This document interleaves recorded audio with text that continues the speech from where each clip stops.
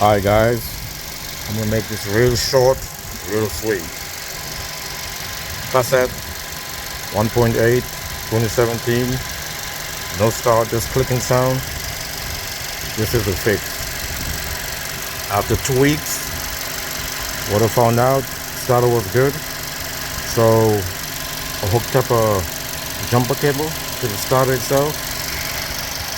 Next one, ground to the battery. Jump in, crank the car, voila, car started.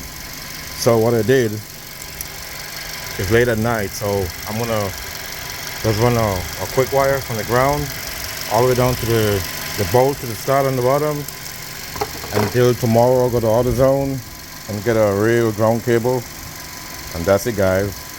That was my problem. Alright.